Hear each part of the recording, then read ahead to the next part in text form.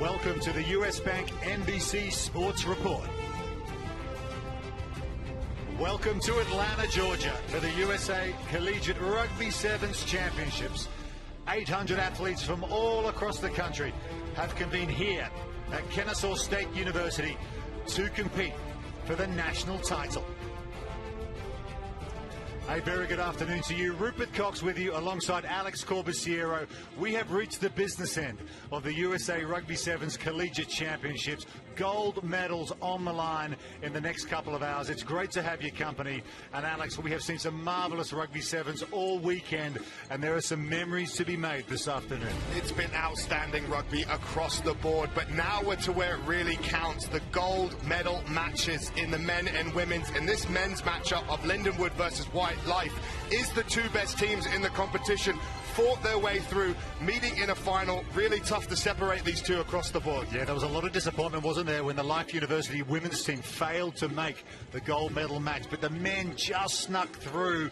And this contest, Lindenwood Life, they are the preeminent rugby universities in the country. Something's got to give. Powerhouses in collegiate rugby here, always at the top of the podium in men's 15s, women's 15s, men's sevens, women's sevens. They're up and they're about there all the time, and it's so hard to separate these two teams on the weekend. Small margins will probably decide it. Yeah, both varsity programs, both recruit really, really well. They're international sides. Players come in from all around the world. But if you're going to put your money on a winner now in the men's competition, where would it be? I'm going with Lindenwood and Josh Macy and his boys. There's something about the belief of that team. Every time a team's tested them and got them close to looking like they might be the upset, they've then responded really well and put the foot on the pedal. And that, to me, is a sign of a really good team. Absolutely. Well, that's the men's gold final. That's coming a little later on. But first, the women's gold final. And here's how they got there. Lindenwood, three-time defending champions at this event, and they are up against Dartmouth. Lindenwood beating Life in the semi-final. Life didn't get through to the other side of the draw where they wanted to be, so knocked out by Lindenwood.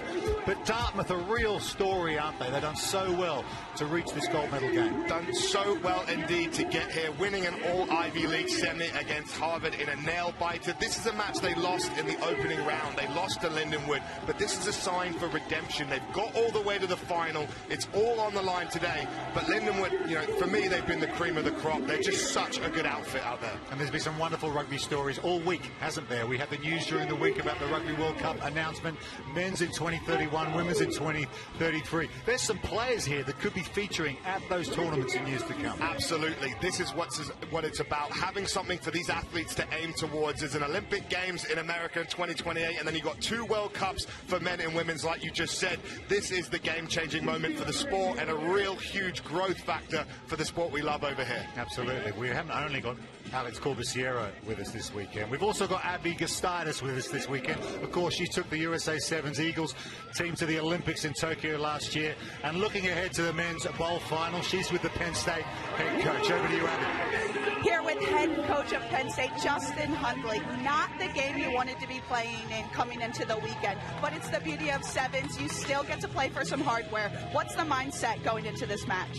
Yeah, I think the mindset started this morning. You know, yesterday didn't go our way, but the guys, they worked hard, and defense has been the name of the game today. So if we can put some pressure on Clemson, we should be all right. And what would it mean for the sevens program at Penn State? Historically strong in the women's department, but the men's department also coming up.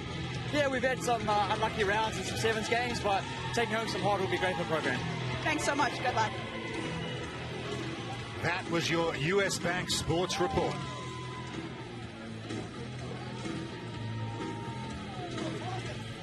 And here we go with the men's bowl final. These are the teams that finished third and fourth after pool play in their respective pools on day one. But they are here playing for a title. That was fine play.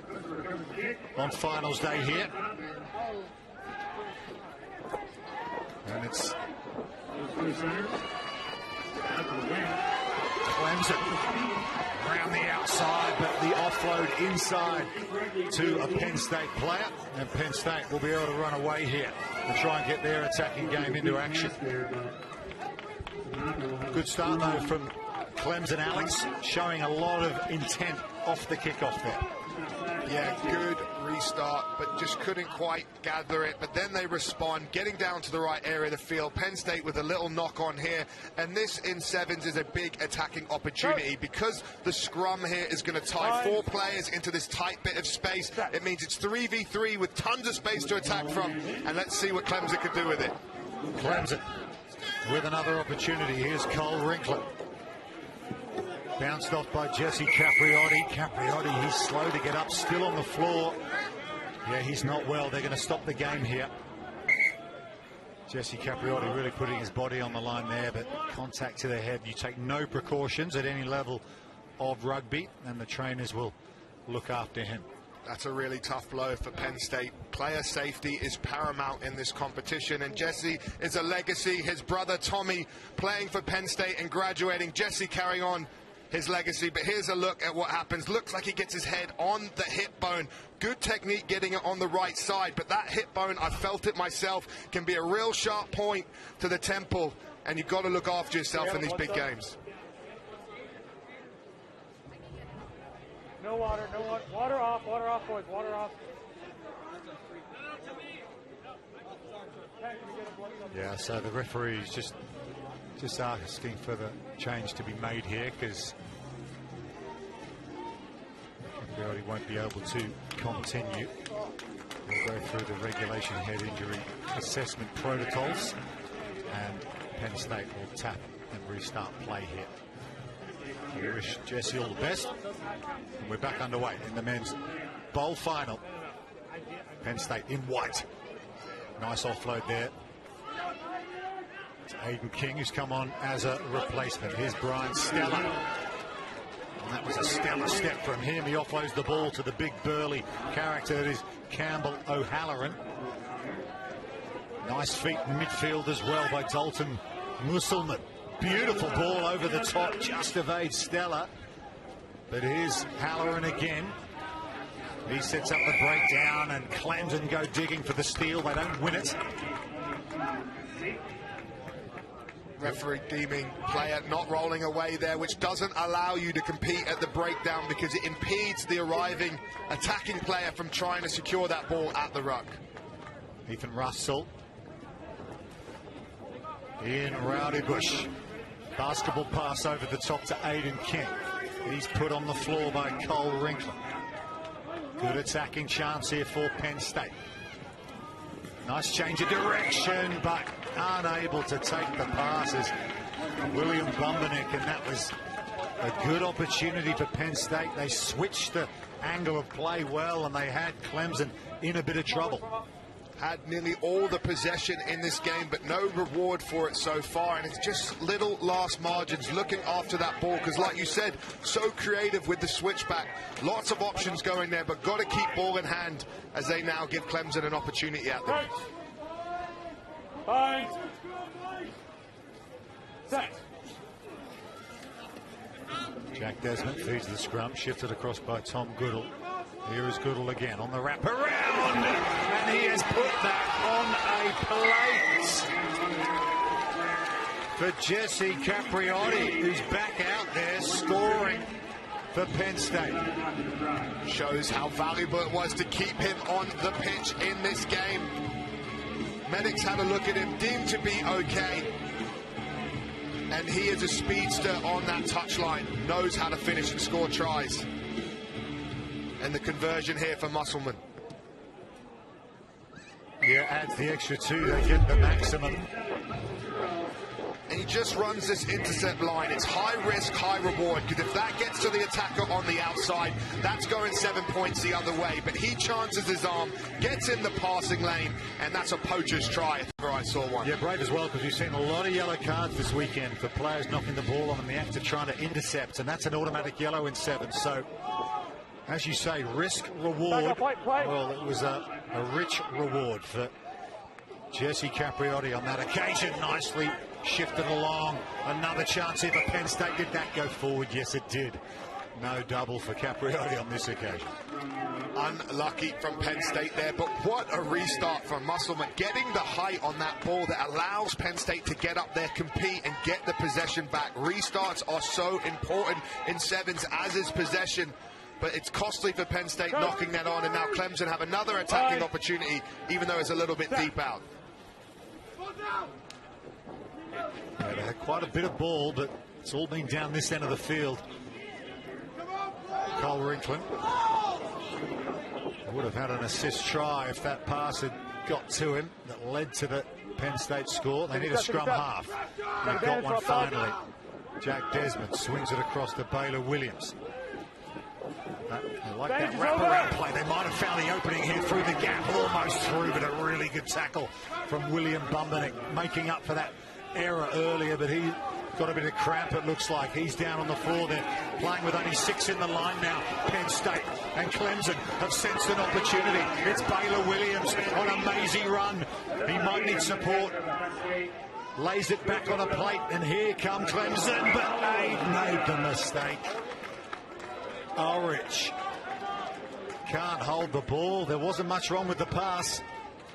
Just took his eyes off it for a second, almost seeing the space opening up, knowing if he catches that ball, a try looked imminent for Clemson. Take your eye off the ball for a second, spill it there, and that is a big missed opportunity there for Clemson, who need a score just before halftime. Would have been perfect time for them to get back into this game. And you can absolutely see what fatigue does to a rugby player.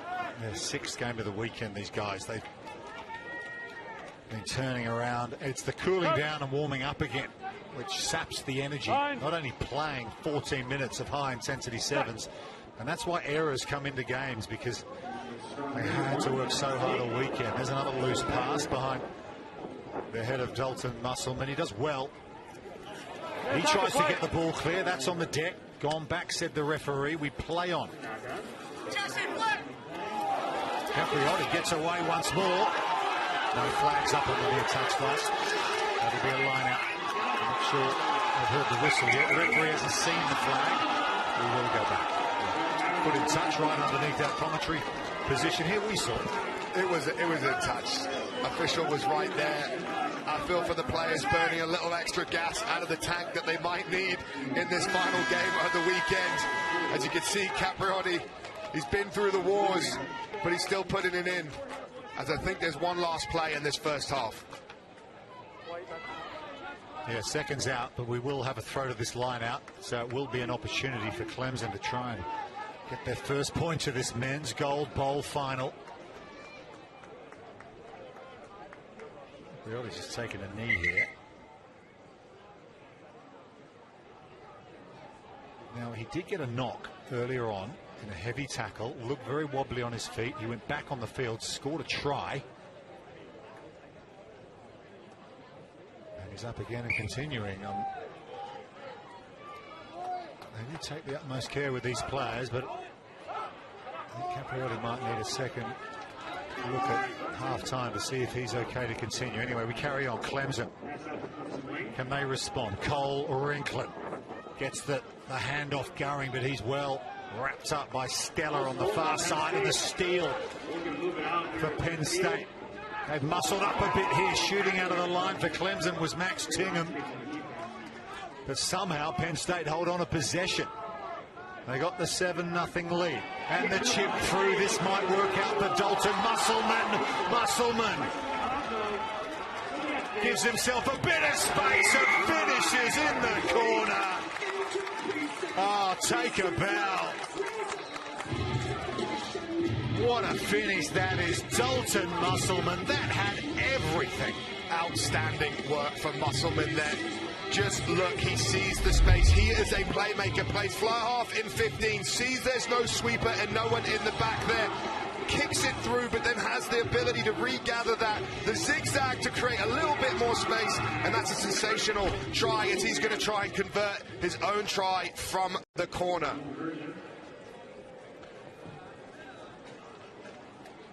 And just not having the legs to get there, but talking about Dalton Musselman, he is a big game player for them. Penn State looking good in the men's Gold Bowl final. 12-0 over Clemson, second half. After this. If you're unable to move easily or be your best, we know how you feel. We understand the disruption it causes in your daily life, and we want to help you get better. At Peachtree Orthopedics, we specialize in getting you there faster. We've been helping Atlantans feel better faster for over 65 years. With 8 convenient locations, 34 leading physicians specializing in every body part, and same-day and Saturday appointments, you'll be enjoying life in no time. Come in today and let us help you feel better faster. This Saturday, they're off in the Preakness. Pageantry gives way to a full-blown party. And they're into the stretch. The Preakness Stakes, Saturday 4 Eastern on NBC and Peacock. Yeah, 'cause we just flip it. Throw it in the air when you see the business. You can hear it coming, you just need to listen. I don't need a witness, they gon' see the difference. Let's go. This is the Indianapolis 500. The fans, they're back. Green light now. Green light. The Indy 500, Sunday, May 29th on NBC.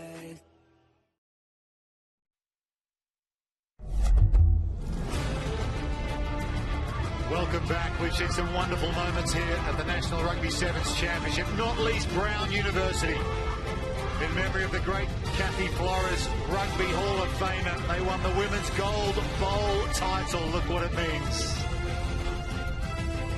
We're back live. This is the Men's Gold Bowl final. And it is between Clemson and Penn State. We're at halftime, and what a cracking first half it was for Penn State. 2 tries.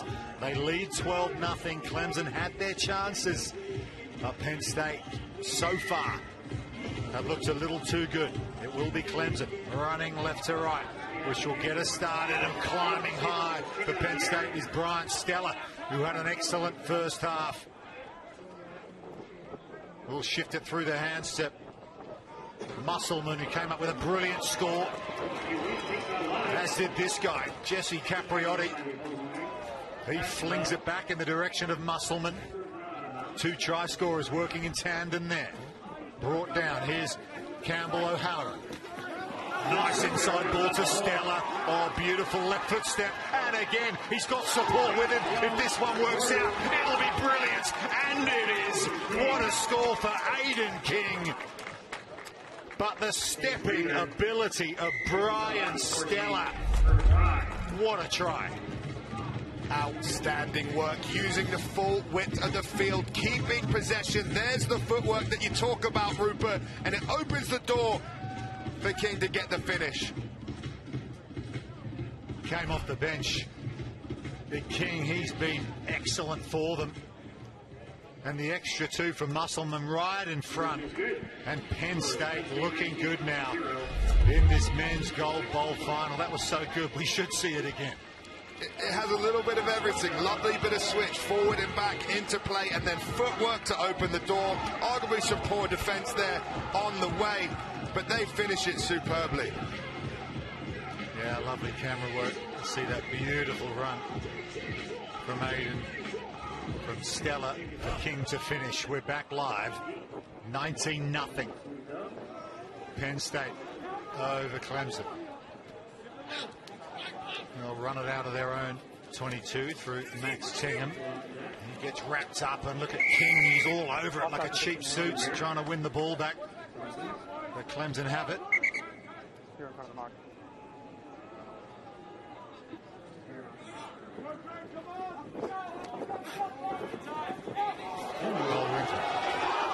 Ball in 2 hands, asking questions of the defense. Musselman coming across. He gets away from him, and what a try that is.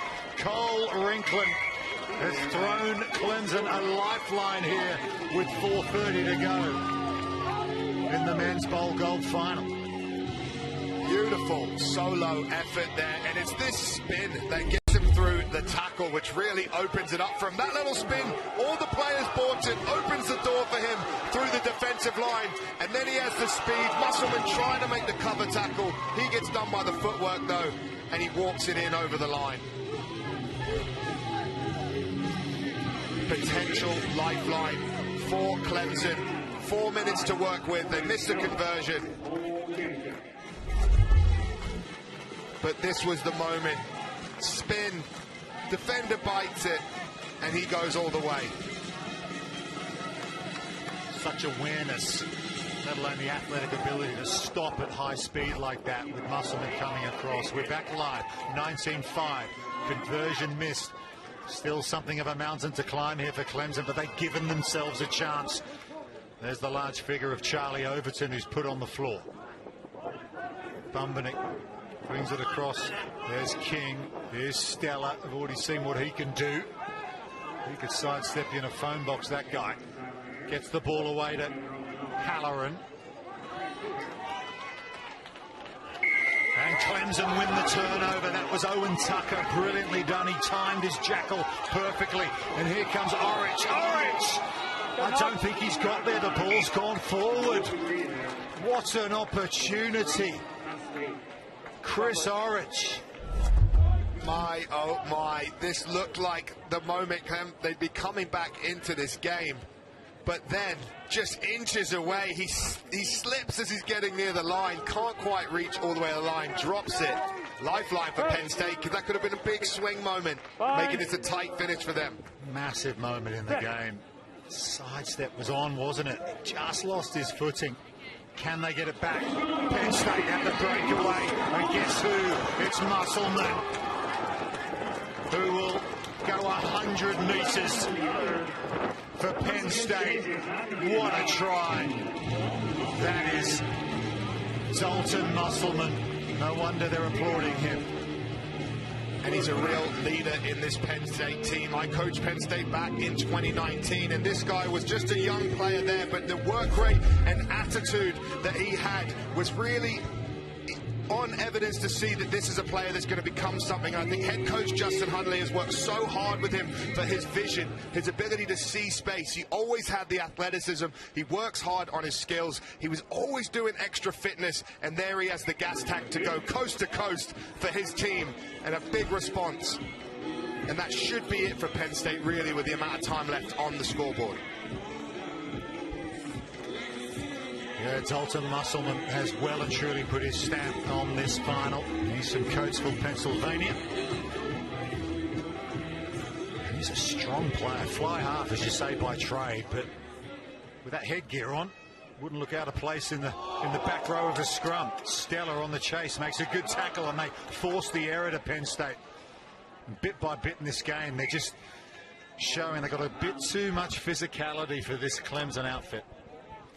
Just too much there, and Coach Justin Hundley talked about the defense, and that would be a big aspect of them winning this game. He felt that was missing earlier in the competition, and a key factor that got them into this bowl leg of the competition. So for them to be strong defensively and finish on a high note, I know they'll take a lot of confidence in that.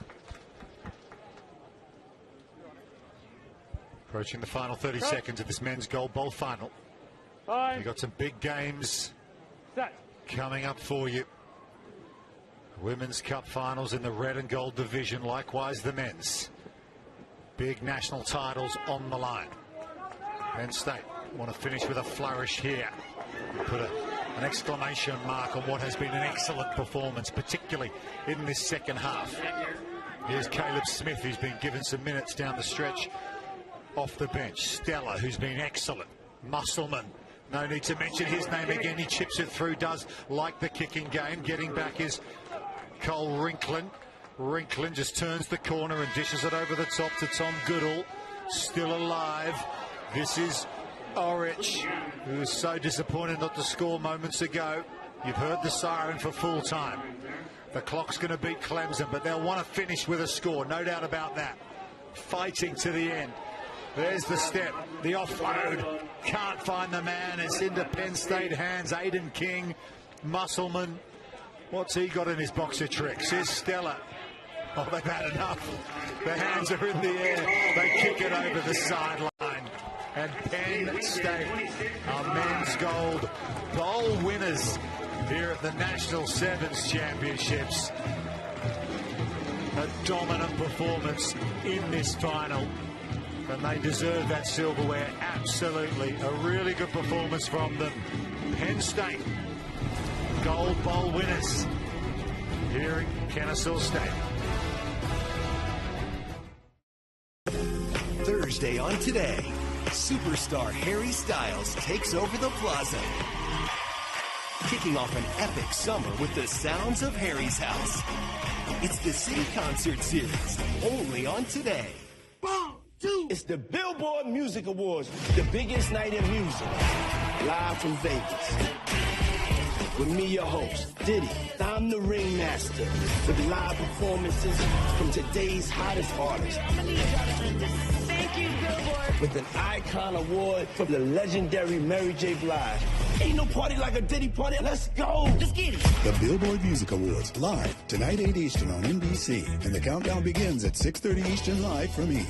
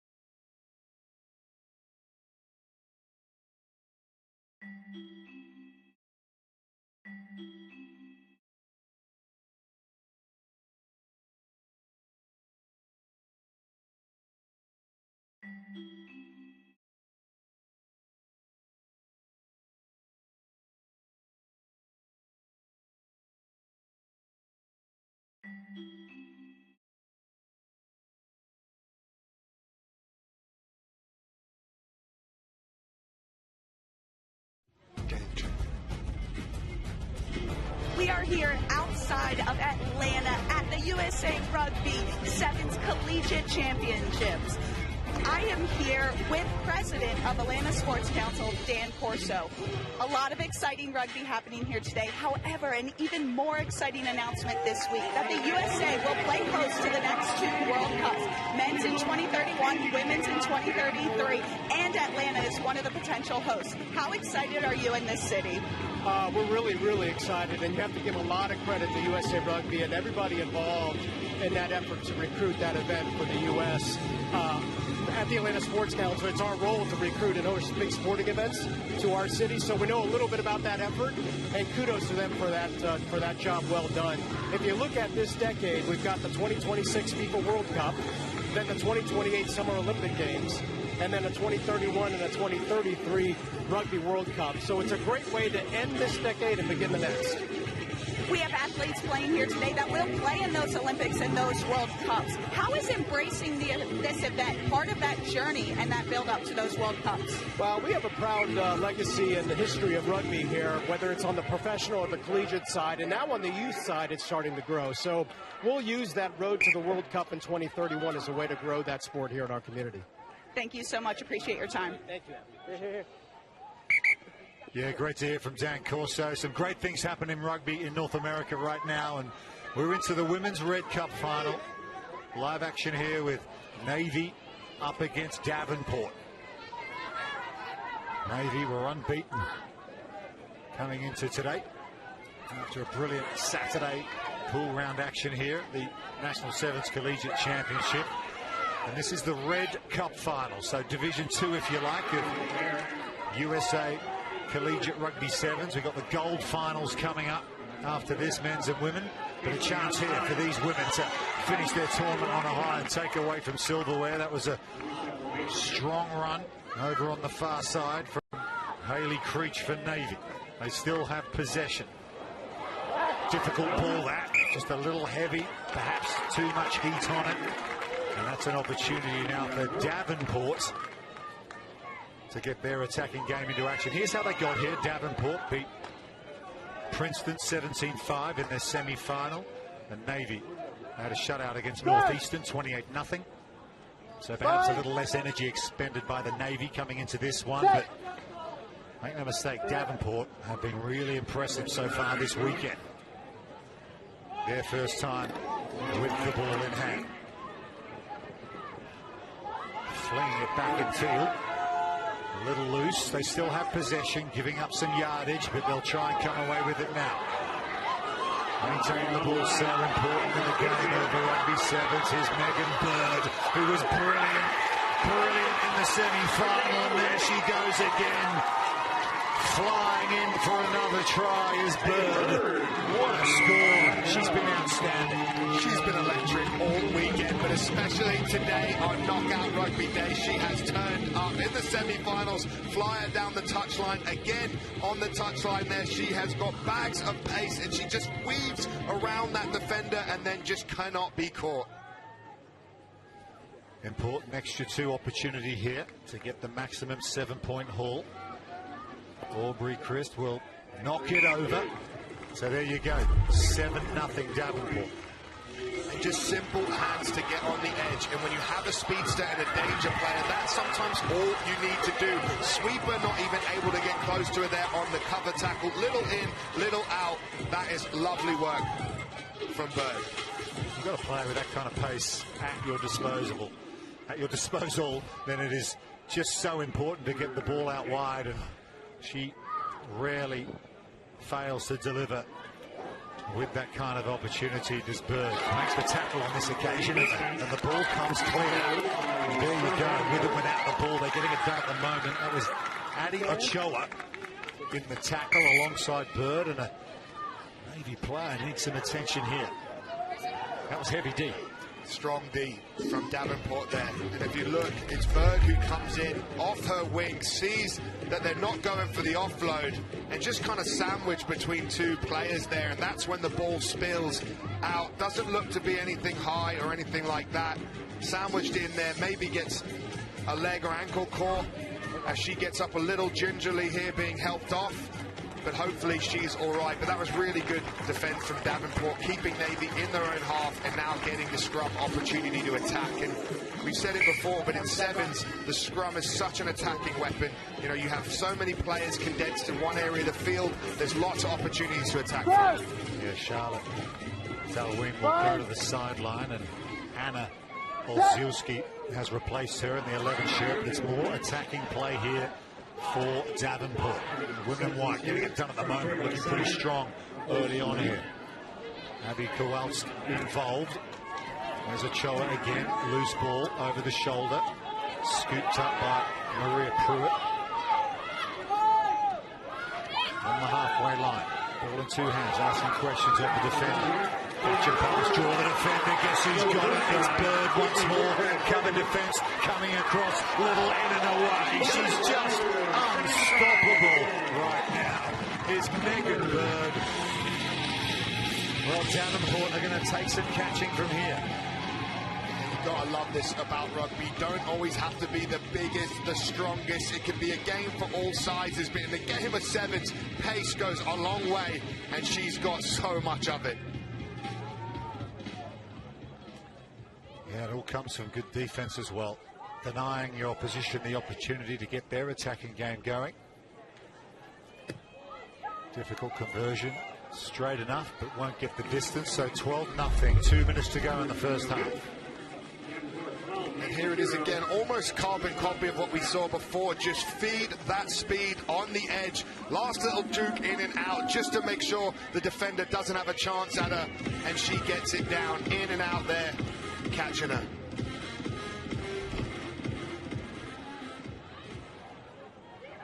This Davenport women's team, part of a program that was founded in 2013. They won 3 national titles in 15s, runner-up another couple of times.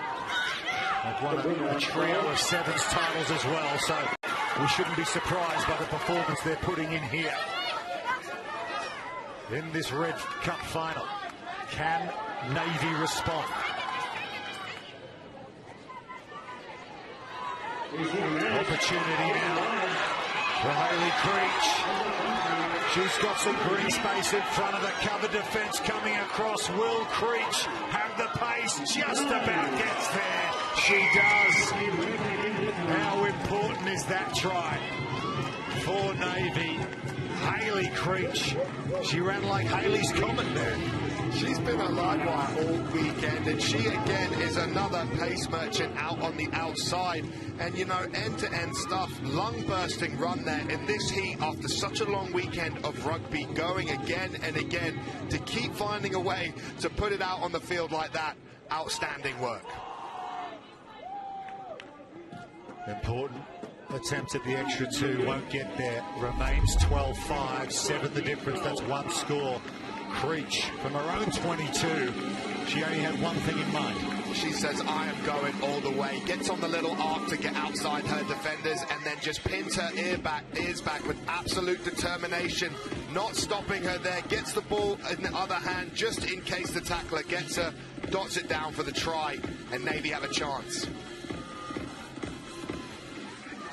Navy get us restarted.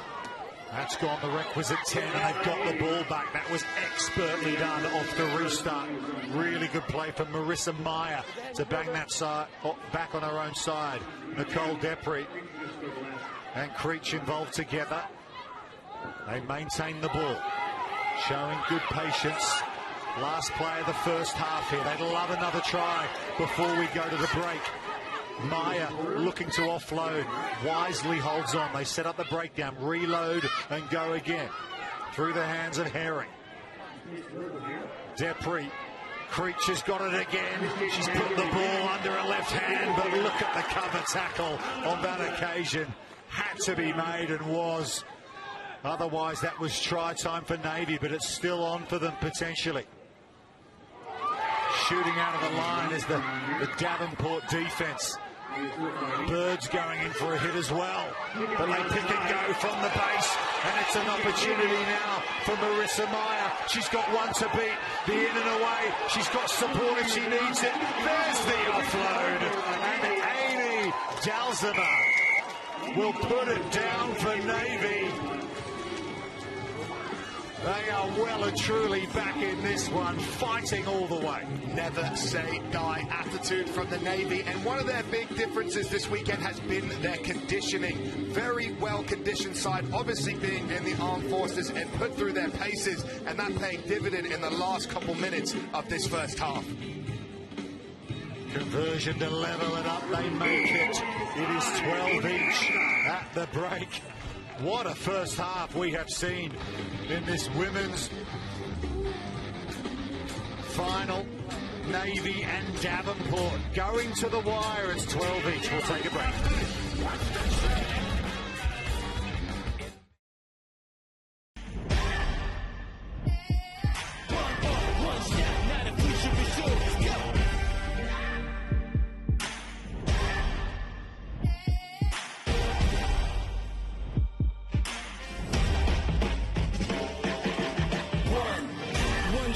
Kill the breeze, cut, freeze up, straight drop and the kills are talking.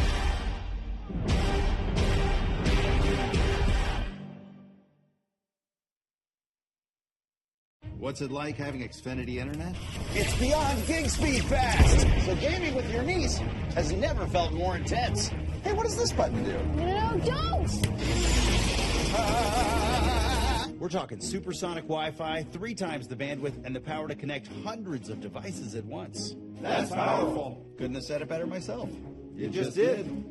Unbeatable internet from Xfinity.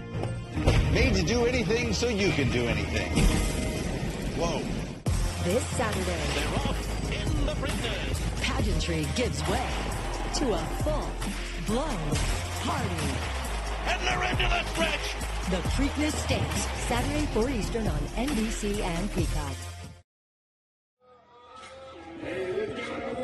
Welcome back. Navy and Davenport are locked up at 12 each in the Women's Red Cup final. This is Division 2, if you like, of National Rugby Sevens, and it's an absolutely cracking contest we are watching here. Navy went down 2 tries in the first half, but they have found a way back to level the scores. 7 minutes for silverware. Navy steal it at the breakdown, and they're off for another try as well in this second half. Look at them go. They're almost there, reaching out. They get there. a finish that is. Nicole Depre in traffic, somehow finds a way through. All came from good work at the breakdown, which got the ball spilled. And then they pick it up, and that allowed them to run it in there. And that's just a huge swing moment for Navy. They have all the momentum at the moment. 3 unanswered tries. Big conversion here to try and go ahead. Made pretty good contact, but it rattles off the left arm upright, so remains 5 points the difference. But what a heads-up play this was from Depre. Once she got that ball in space, she pins her ears back, almost gets caught here, but she has the leg drive to get those last couple inches, and then the determination to get it down without spilling it. So game on in the second half. What have Davenport got? They started this final so well with those 2 tries. But Navy, bit by bit, as the ball goes over the sideline, it'll be a Davenport throw to the lineup. But let's go sideline now. Abby Gustitis, what did you make of Navy's comeback in this match so far? Just the start the head coach Murph McCall would have wanted. It was their resilience after the initial start to the first half that impressed me. That fight, that grit to come back. Coach McCall focusing on the defense in this second half. He said we have to mark those edges better, but better off, let's just keep that ball. There he is, Murph McCall. Great figure of rugby. Yeah, no doubt. As Abby said, he'll be pleased with this comeback so far, but job certainly not done yet. Over 5 minutes to go in a final. That is an eternity in the game of Rugby Sevens, especially down the stretch. Game 6 of the weekend for these 2 sides. Davenport is putting themselves under a little bit of pressure here. They've done so well to get to this final, and they're still in touch. Plenty of time to go, and here's the chance they've been looking for in this second half. It's Grace Gold. She had the pace, but just gets over the sideline. She could only have stayed in field there. They might have been in business. Absolutely. Grace Gold, told me by her coaches, is lightning fast and packs a punch for her side. She's a sophomore in social work. She's been playing for rugby for 4 years, and they have high expectations on her potential after collegiate rugby. Penalty at the line out for Navy. Player pulled down in the air. You're not allowed to do that. Seen as dangerous play. So Navy with Sarah Skinner. She'll tap and go and run it right into Audrey Bird. Look at her go, Skinner. Big, powerful runner, but Bird comes back for another bite and puts her on the deck. They need a scrum half, Navy. They react well. Becca Peasley. She's come off the bench for Navy. Fresh legs out there. They've turned it over, though, with Davenport. Can they make something of this? 3:40 to go, down by 5. Up to the 10-metre line. They're playing a little narrow at the moment, though, Davenport.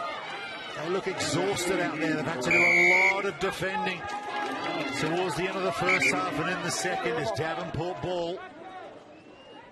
Sarah Skinner will just have to give that one back and get in her own defensive line. But this is the moment for Davenport. Can they find something down the stretch here against Navy? There's goal out on the wing. Could she be the one who gets the opportunity? Advantage coming Davenport's way. Loose pass again. Off the deck for Lily O'Connor. Here's Bird. Look at the hit being put on her by Marissa Meyer. Meyer has really been throwing a weight around in this contest. That's come off a Navy player. That's going to be a yellow card. Caitlin McKinley is heading to the sideline for 2 minutes. They are down to 6, Navy. Strong tackle from Meyer there. Bird has been such a threat on the edge, and their coach said at halftime, we have to defend better there, and that's what they do.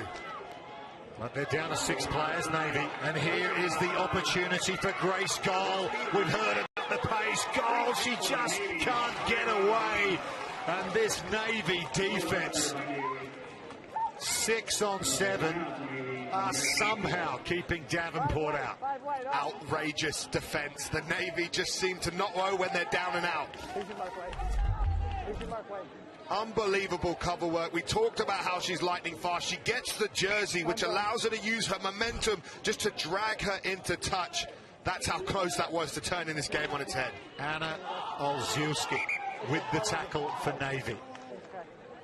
It's tackles like that that win your finals. Still time, but they need the ball, Davenport. Navy have the line-out throw. Didn't look straight. It wasn't, so it's a scrum. If they choose to do that for Davenport, they could take the line-out if they wish. Okay. 2 blues off. 2 blue. Time's off here while Navy makes some changes. It'll be Marissa Meyer, who's worked tirelessly in this game, which will go to the sideline, and Ji Young Kim will come on for her. They've chosen for the line-out option here. Have Davenport. Bethany Gable throws it. Does well because it was messy off the top. They have possession. This is the moment. Final minute of the Women's Red Cup final. There's goal, and there's the offload, and here's the opportunity for Davenport, and they're heading for the corner, and they're in. What a try that is. Abby Kowalsk has scored for Davenport. We are level. The conversion could win it, but it's from wide out. Wow, oh wow, what a big play from Kowalski. She's a first-year rugby player, but they found her with explosive speed and power and said, you've got to play rugby. She's a former cheerleader and member of the stunt team, and they have high hopes for her. Okay, here's the moment. The conversion to win it. Aubrey Christ, it's not going to get there. It just didn't have the legs. It's almost seconds out here, but we are level in the Red Cup final. And just getting that offload away gives her the opportunity on the edge, and she just puts down the gas. No one able to stop her there. Really, really impressive finish, just so far out. We're going to have one last play here. You talk about restarts and sevens and how important they are. Well, none bigger than this for Davenport. They go long. Navy can take their time here. This is the final play of regulation. If we're level at the end of this, we will go to golden point in extra minutes. Navy can ill afford to make a mistake here at this end of the field. It's risk reward now for Navy. Do they chance their arm, or do they say we'll go to extra minutes and back ourselves? Skinner now. Could she be the one to unlock the key? It's a penalty for Davenport. Just that extra half roll on the floor. And the women in white have an opportunity now. One pass might do it. That's been knocked on, and that will be a yellow card. There's zero tolerance on that. Hayley Creech, she'll be lucky to stay out there. So I'm at yellow card, penalty try. I'm with you. Okay. All right. What drama here. What drama. The referee's going to award a penalty try to Davenport, and that is that. Davenport win in the most unlikeliest of circumstances. The deliberate knockdown from Navy, and Davenport have come back from oblivion to win this cup final, and look what it means to them.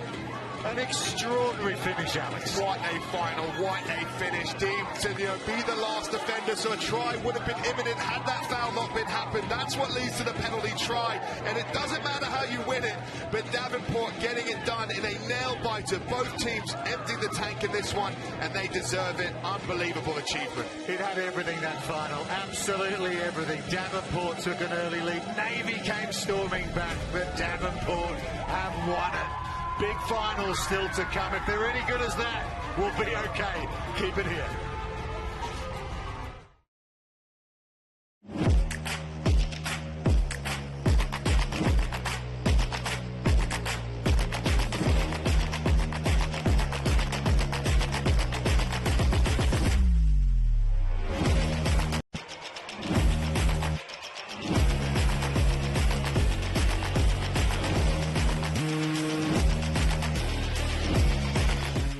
Atlanta is here. Experience it all in Cobb. Come and play with us. One more time. Come on, one more. more? One more. Riding stance. One more, man? Oh, man. All right, little brother.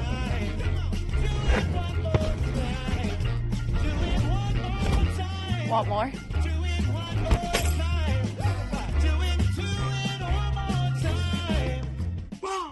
It's the Billboard Music Awards, the biggest night in music.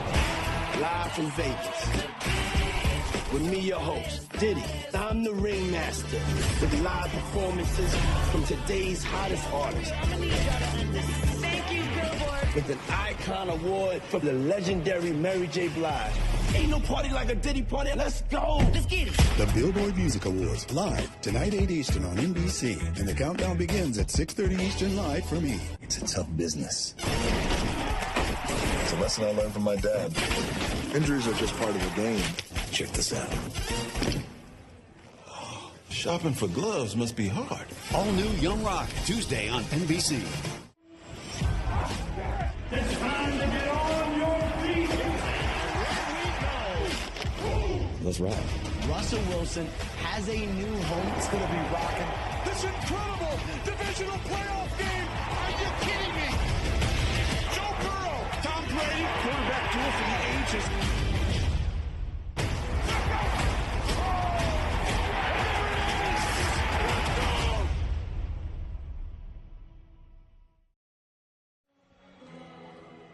Welcome back. We've just witnessed a dramatic finish to the Women's Red Cup final. Davenport have beaten Navy in dramatic fashion with a penalty try, Alex. What a moment for these women. What a moment indeed, and that penalty try will be heartbreaking for Navy, but there was an intentional knock-on from Navy there. They got the hand in the passing lane. One hand slap down is a yellow card immediately. That player was ejected, but also because she was the last defender and there was no one else to make a cover tackle, that meant it had to be a penalty try awarded because of a cynical act. Automatic 7 points. That ended the final. And there's Brown, who won their final a little earlier on.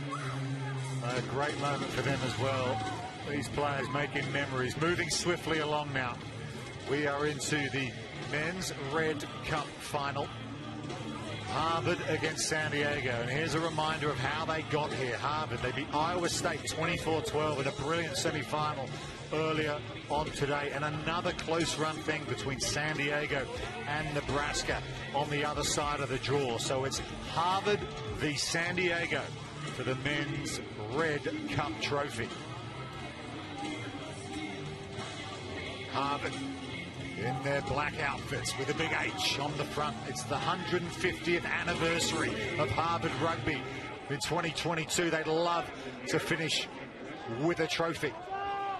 They fling it inside, and San Diego, in their 2 shades of blue, will run it out from their own 22. And they're giving away a penalty earlier on, though. Early on, an opportunity here for Harvard to try and score early. Shooting out of the line was Michael Ramos for San Diego. There's one of the key players, Ryan Santos, in the 6 shirt. And here's another one in the 4 shirt, Robbie Owen for Harvard. Those two in tandem. Here is Santos. They were brilliant in the semi-final, evading the defender. It's on for Harvard. What a tackle coming across from Michael Lewis for San Diego, and brilliantly gets up on the floor but just knocks it on. But that had to be made, Alex. Game-changing moments here. Harvard were threatening, moving the ball wide, but he gets the tackle, but he doesn't stop there as well. Gets to his feet, helping aid that turnover. Just really unfortunate to knocked it on as he gathered it. So it is a scrum back to Harvard, but that's big defense in a final. Definitely stopped a try there. And that's how the game of rugby sevens has changed. The ability to tackle someone at speed like that and get to your feet in the same motion and try and win the steal. And they've won the scrum against the tight head here, San Diego. Not often you see that. Really good play from them at the set piece. There's a nice offload. Opportunity down the near side for Jordan Sandoval. He can't get away. Here's Lewis again. Flings it across to Habib. Loose ball. San Diego pick it up. Oliver Kane. Big, large figure in midfield. Sets up the pod. And offside at Harvard. So a couple of giveaways from the Harvard boys here. And San Diego will take that all day long. Just an easy get out for them. Sorry, Alex. Really unreal necessary error there from Harvard. Seemed to have San Diego trapped and then just letting them off the hook with an easy penalty, but they get the reward at the breakdown. Several changes of possession here in this men's Red Cup final. Putting on the gas for Harvard there is Paul Curran. But it's San Diego, we've seen several times already in this game, who found a way to steal the ball. That was Paul Habib on that occasion. Heavy carry from Michael Ramos. Lewis. Habib. Loose pass to Jackson Short. He can't take it. And now Harvard will look to make something of this. Yeah, a couple of knock-ons. So we'll go to the scrum, which will be fed by Harvard. And it's been physical out there, very direct from San Diego, trying to flex their muscles. But it's Harvard here who have a really strong attacking opportunity. Scrum, such a good platform to expose space. All these players tied up in this tiny area leaves 3v3 out there to exploit. San Diego have given up 3 turnovers so far in this game. That's a big cause of why they're still down at this end of the field. Harvard. But look at the power again from the scrum from San Diego. Trying to chip through is George Yaneza, but it's somehow fallen into the hands of Mike Gilbertson. Flipped over the top to Ryan Santos, the skipper. Another offload to Roquero. They can ball when they want to, this Harvard team. There's another offload to Robbie Owen. He came up with a brilliant runaway try in the semi-final. Roquero at first receiver. Ignores Gilbertson and changes direction. Offload to his captain, Santos. Chest pass to Owen. He thought he had his winger out on the sideline and tried to hold on to it at the last minute, but that's an error from Harvard, and it'll be a San Diego throw to the line out. Both sides, Alex, guilty of perhaps lacking a bit of efficiency here. Just forcing it a little bit, you know, throwing those Hail Mary passes, spill to the ground. Sometimes you just got to hold on to it, recycle it, accumulate and build pressure, and those opportunities will present themselves. And both teams in a final a little impatient. Turnover city here. Harvard win it back at the line out. Now San Diego have it. Who wants it for more than a couple of phases? Santos is on to Lewis. Important player, Ryan Santos. Look at him going in for the steal for Harvard. And they get the decision, San Diego. Up to the halfway line for the first time in this match. It's all been down at the San Diego end. Make sure it's a clear kick, yeah? It's a clear kick. San Diego, after absorbing so much pressure down in their end, now have an opportunity to launch an attack. Decision to either kick for a line out, take a scrum. They tap and go. Backing themselves to break down this Harvard defense. Sandoval on the wraparound. Makes his body like a pendulum as long as it can be for Lewis and his Habib right foot step. That long hair we've been watching all weekend long. Setting up tries, scoring tries, and how about this carry from Michael Ramos? He is physicality personified. And what about the feet and the speed from Devin Hoovel? The University of San Diego strike first in the men's Red Cup final.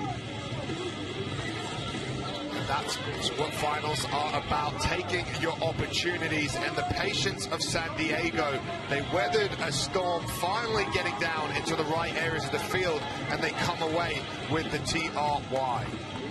Conversion successful from right in front. So that's 7-0 San Diego. They absorbed all that pressure at their own end, a bit like the rope-a-dope. But this man's been impressive, hasn't he? Michael Ramos, a couple of big carries. He's given them that go forward, taking players on, which is then creating time and space on the ball for his danger men. And then it's exactly what happens there with Hoovel's try. 20 seconds to go in this first half. San Diego with their noses in front. Game 6 this weekend for these two teams.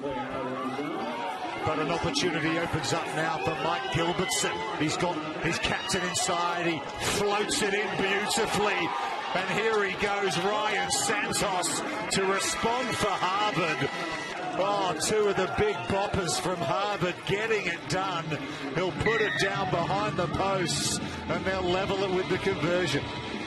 Ryan Santos has carried this team on his back all competition. He's an All-American Collegiate Sevens player, and he was bringing it there. He's big, he's strong, he's athletic, real talent to watch, and that is exactly the response Harvard needed to tie it up. They get the extra two. Gilbertson with the break. Santos with the finish. Captain fantastic. Gets Harvard back into this one. Second half coming up.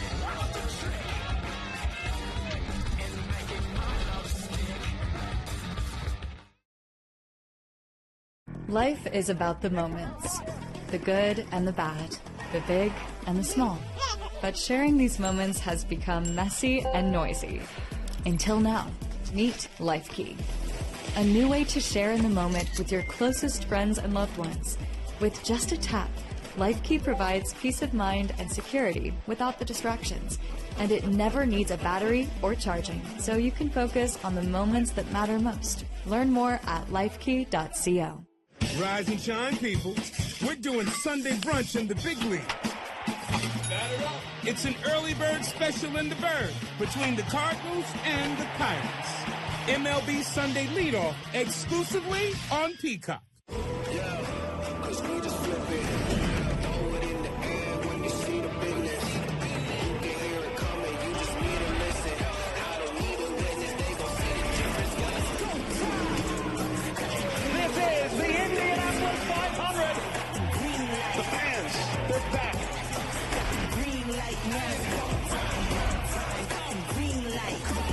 The Indy 500, Sunday, May 29th on NBC.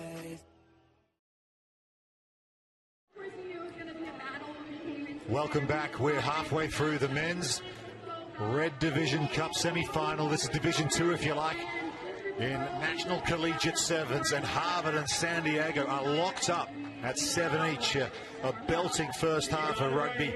San Diego went in front, but Harvard just before the break through that man, Ryan Santos, their captain, got them back into it. It's anyone's to play for here. It's on the line. Who will rise up in this last 7 minutes of their Collegiate Sevens season? Back underway in the second half. Harvard now running right to left. Shoved over the sideline. Really big stand-up D there. That was the little man who came up with the defensive effort there. Devin Hoover, who scored the try in the first half for San Diego. And we can go sideline now. Abby Gustitis has got some information on the Harvard team for us. Abby.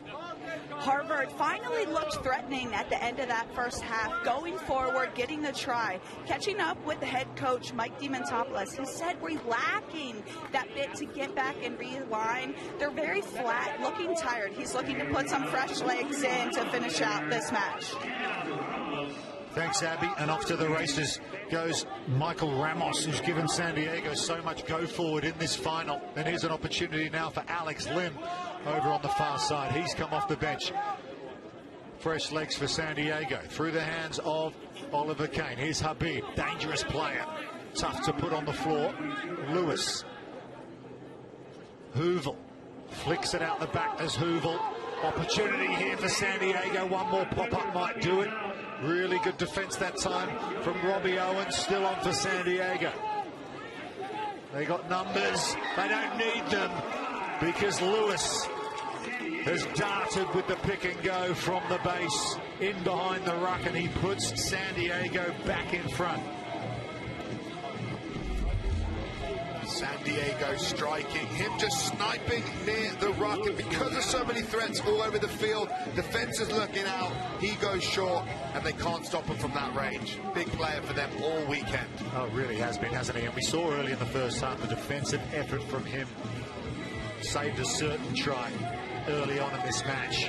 His try is converted, so San Diego have the jump on Harvard in this second half. All eyes, wasn't he? There wasn't much that Mike Gilbertson could do about that one. No, he's got to worry about the threats outside. So much space to cover, and he bites on the dummy. And with only a couple feet to go from the line, there's not much you could do once you bit on that. West Coast 14, East Coast 7 at the moment. San Diego have the jump on Harvard in the second half. Connor Burns, they lose possession. Harvard, Brian Santos tracks back, but yeah, went forward. It'll be a San Diego feed to the scrum. Just a couple of moments. Compounding errors from Harvard. They're under pressure here. Agreed, Rupert. It's really coming from this restarts. The first restart they caught ended up going out to touch, giving San Diego the ball in their own half. This time, sloppy after catching the restart, spill the ball, give them a scrum in your own half. They need to hold on to possession. Otherwise, this game is going to slip away from them, as San Diego have looked dangerous when they've been down here. They certainly have, and they have another chance here down the short side. Hoover, who scored a try in the first half, but Gilbertson muscles up with the strong D to put him over the sideline. They'll go quickly. Will Harvard, dangerous on their own line. That ball's anybody's in the dead ball area. Owen, the boy from Eton College in London. They're still not out of danger here. Gilbertson, he just gets into the field of play, but San Diego win the penalty. You live by the sword, you die by the sword, and Harvard have got a yellow card as well. Well, that's a calamity for the Ivy League team. Going from bad to worse in these last couple minutes here. Compounding errors, yellow card. Now defending a number down, 5 meters out. If you're San Diego here, just use the width. Have your attacking line spread, so the defense has to spread. There will be space somewhere. San Diego has an injury here to a player. We'll just take a delay here. They've got vastly contrasting histories, these two rugby universities. Harvard celebrating their 150th anniversary. University of San Diego, their rugby club was formed in 1980. And here they are in a cup final in Georgia, and San Diego have their noses in front. This would be a big win for the West Coasters, no doubt about it.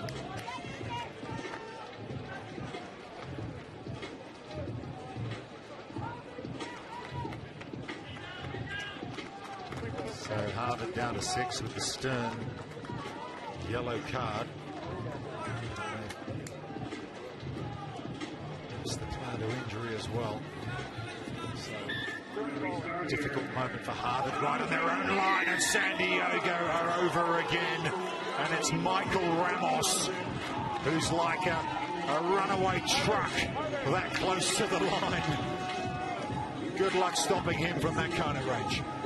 He has been looking for contact all day. A wrecking ball. Route 1 gets an opportunity to put his head down from 5 meters out, and there was no stopping him, and you saw a bit of the celebration afterwards. They feel like the final is turning in their corner now as they're building a score. Jordan Sandler, well, bang over the extra 2. 21-7 now to San Diego. Good luck stopping this. Route 1, direct, gets his body height down really well. Even if you take a good shot, momentum's usually going to take you over when you're running hard as straight as he does. Loving it. Actually, very clever too. He used the goalpost, knowing a player couldn't get him from the near side. Habib climbs high in front of Santos off the restart. Penalty San Diego, nothing going Harvard's way at the moment. Santos can't believe it. Makes the tackle on Kane. It is all Californians right now, and they're going to get another one. Yes, they will. Devin Hoover, his second of the match. And the University of San Diego are on their way to a big final win here at the National Sevens. And this second half has just been rinse, wash, repeat. They get the ball back from the penalty at the restart. Harvard under pressure, too many options to defend. Numbers down as well doesn't help, and it's just gone from bad to worse in this second half, and it just shows, Rupert, how valuable your restarts are. And the extra 2 successful as well from wide out, compounding the misery on Harvard. 28-7. That is a 21-point turnaround in this game. Harvard scoreless in this second half. San Diego, this has been a second half to die for them. completely. They've just been in full control this second half. I don't think any game has been played in their own half in this second half. It's just been down there. They get the score, restart, go again. Rugby Sevens Nirvana down the stretch here from San Diego. Habib wins it again for them. If you want to watch a videotape of how to close out a final, watch this second half from San Diego. He kicks it over the sideline, but I'm not sure we're done just yet. Players are celebrating. Clock is wrong. You heard the referee. We'll have the line out. Harvard will get a chance. San Diego players are still celebrating here, but we're not done yet. Harvard won't be able to win it, but you can bet your bottom dollar they'll want to score some points before this one's over. They go long at the line out, too long. Santos is onto it. He's been excellent all weekend for this Harvard side. The captain, here he goes again. Taps and goes, decides to kick. Doesn't work out. It might do. Extraordinary retention of possession. Harvard looking to put on a show right at the end here. It won't be enough in this final, but they'd love to finish with some flair. Habib still flying in with the big hits for San Diego. Santos cuts out Gilbertson to Burns. Burns a bit of footwork, flicks it over the top. Gilbertson inside to Santos. It's consolation for Harvard, but they're absolutely right that Santos will score a try in this second half. They have been bettered here by San Diego, but they finish on a high. But take nothing away from the University of San Diego. They have been absolutely brilliant down the stretch here. They have saved their best for last. Really turning it on him. What a clinical second half. That last play from Harvard shows maybe what could have happened if they'd been able to win their restarts, but it was San Diego who rose to the occasion, dominating the game and possession. But Harvard should not be ashamed of what they've done here. Mike Diamatopoulos and his team have done a lot in this competition, but it's San Diego who get to celebrate as champions. The University of San Diego have won the Men's Red Cup final. Brilliant performance against Harvard. Stand by, we'll take a break, and we are back with the gold medal finals. Keep it here. Welcome to Paris. To make it here requires the finest ingredients, a light touch, and just the right amount of heat. Et voilà! The French Open on NBC and Peacock. Welcome to America's Got Talent! I've been waiting all year for this. You just blew it out of the water. That was sensational! Whoa! Fantastic. What is going on? They won it! We must hear the song one more time. We weren't expecting that. AGT premieres Tuesday, May 31st at 8/7 Central on NBC.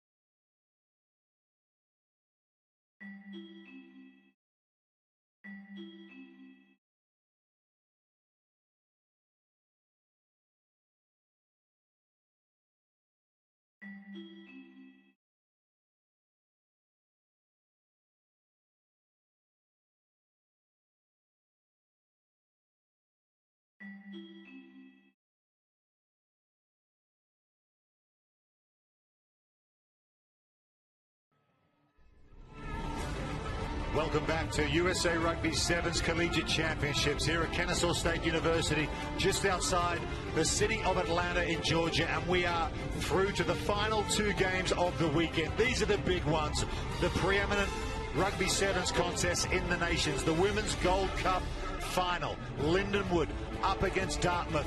Lindenwood, 3-time defending champions of this event.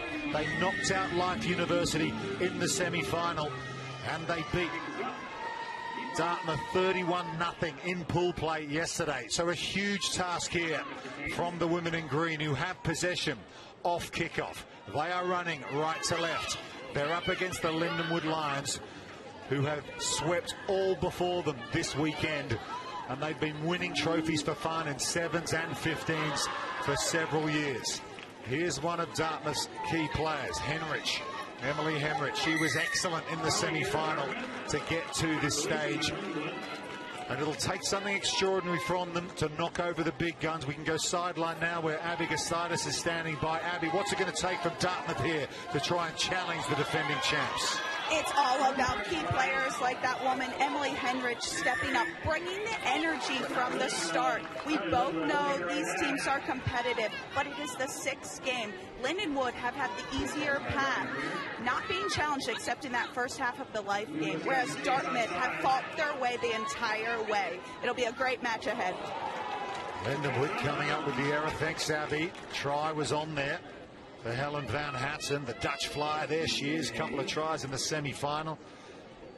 She's been brilliant all weekend, but a let-off, you can say, for Dartmouth. Good chasing back, though, perhaps forcing the error, and it'll give a chance for Alejandra Ada, the captain, to throw to this line-out for the big green of Dartmouth.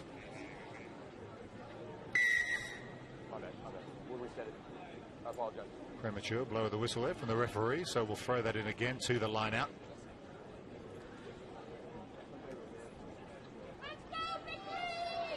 Dartmouth just outside their own 22. They get the line out right, and here they come. Good up with the ball in her hand. Good tackle on her from Eti Hangatau, the USA7s and 15s Eagle. She had a pretty quiet semi-final, did Hangatau, one of the real superstars of this event, but it looks like she's showing up for this final. They got an early penalty. Here's Emily Henrich for Dartmouth. Offloads the ball to her captain. Steps inside Amy Bryce, the Australian and international star cast in this Lindenwood Lions outfit. Sophie Ragg now can't quite get away from her opposite number, Charity Tenney. Counter up there from Lindenwood, but a decision again goes Dartmouth's way, and they'll need some of those in this game, Alex. Absolutely. Momentum with Dartmouth there. Strong counter-ruck, but they get the penalty, and they need to make something happen out there. This is a game that Lindenwood seem to grow strength to strength in matches. Strong start early from them would be key. And they're getting on the wrong side of the referee's whistle. Lindenwood there looked to be a clean steal from Hangatau, but Dartmouth go again. Yeah, Eti Hangatau got up there with a slightly incredulous look on her face to say, "Are you sure, referee?" Kept her disciplined, didn't say anything, and she'll get back in the defensive line. But Dartmouth in possession. They need a scrum half here. There's the counter ruck from Sophie Ragg, and it's into the hands now. Into the hands of Helen van Hatsen. And the Dutch flyer will run clear for Lindenwood and open the scoring here in the gold medal match. That's what they can do to you. Especially Manhattan. She has been punishing teams, scoring all weekend. All she needs is an open lane, and she has the gas to go from anywhere. But this try comes from a strong counter-ruck. They just got on the wrong side of the referee with a couple breakdown turnover attempts. This time they leave the ball, push the player, and then get the reward that way. Yeah, 4 penalties in succession against Lindenwood in this first half. But this is the clear out from Charity Tenney, which got the ball loose for Helen van Hatsen. It's not just about pace this game. You've got to do the hard work as well, and you've got to time your entries to breakdowns, and Charity Tenney did just that. Timed it perfectly, caught the attacker over the breakdown, napping. We are back underway. Dartmouth back in their own 22, down 5-0. Conversion unsuccessful. Another penalty goes against Lindenwood. Dartmouth need to try and take advantage of these decisions. Here's Emily Henrich. Was that pass forward? Play on, says the referee. Still alive. Lovely hands that time from Sadie Shear. But yeah, I think the referee got a shout from the sideline. It did look a little forward from here. Just a little bit. But let's look at some physicality on the field as Henrich gets the pass away, but then hit hard and slammed. It's been physical out there all weekend, and she is a strong runner, so there's no easy feat to put a big hit on her. Yeah, Capoeina Bailey, number 6 for Lindenwood, has a heavy shoulder. She's been taking people out all weekend, and Henrich, though, she can look after herself. Anatol first receiver here, but she's ignored, and look who's on the cut. It's Tiva Tado Pihukuru, New Zealander, who gets the go forward once again. There's Bryce, shovels it back to Hangatau. Went backwards, says the referee. Etty gets it away brilliantly with a player holding on to her. And it's that woman again, Helen Van Hatten, who flies into the corner. She has been racking up tries all weekend long, and she has a double in the final. And it's really the pass from Hangatau that opens it up here. As she gets the ball, whips it, beautiful spin pass off one leg, catches the Dartmouth defense, condensed a little, then you get Van Hatten on the edge, and she is a flyer. She knows how to score tries, and Dartmouth just on the receiving end. Lindenwood have stopped them with their physicality and then just been so potent on offense. Conversion won't make it. We'll keep it at 10-0. Final seconds of this first half. They just got so much X factor. Also an important intervention, the assist pass there, just to commit the second last defender and give the opportunity for Van Hatten on the outside. Everyone's got a role. You might not be the star of the team or the finisher, but it's all about working together as a team, and Dartmouth certainly need to do that. Opportunity over on the far side for Naya Cordero, who's come off the bench in this final. Here's the captain again, Ada. Stepping off her left foot is Sophie Ragg. She's put down on her own 10-metre line, and look at the steal. Brilliant work from Capoeina Bailey, and it could be another score for Lindenwood. Amy Bryce, the Aussie, flies into the corner, and Lindenwood will take some catching from here. Defense wins championships, and again, huge breakdown turnover there from Capoeina Bailey. Gets the ball out to the outside, and then Lindenwood punishing them again. And for Dartmouth, they have to come up with something new right now. Just going wide, and then taking the contact is leaving them too exposed at the breakdown and not stressing enough. Need to be a bit more creative in attack. Yep, it's been an impressive first half from Lindenwood. They had to fight against a lot of decisions going against them early in this match, but the 3-time defending champions are looking to go 4 straight here at the National Sevens Championships. 15-0, they lead Dartmouth. Second up next.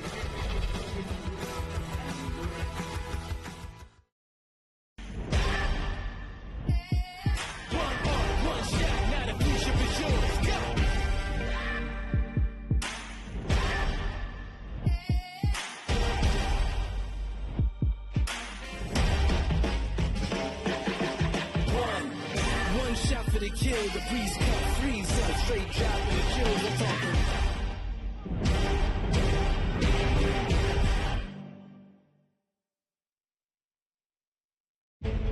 It's been a journey, but I won't give up. This is gonna be so good. It's great to be back. Here we go.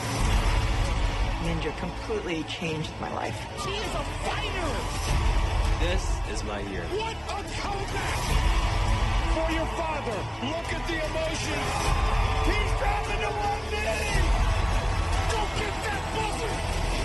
You do know this is supposed to be hard. Ninja Warrior premieres June 6th on NBC. You know what I loved most about making Jurassic World Dominion? That I got to work with our original cast. What do you say we all get back together for a special screening of Jurassic World and show a sneak preview from the new movie? Can we do that? You know, life finds a way.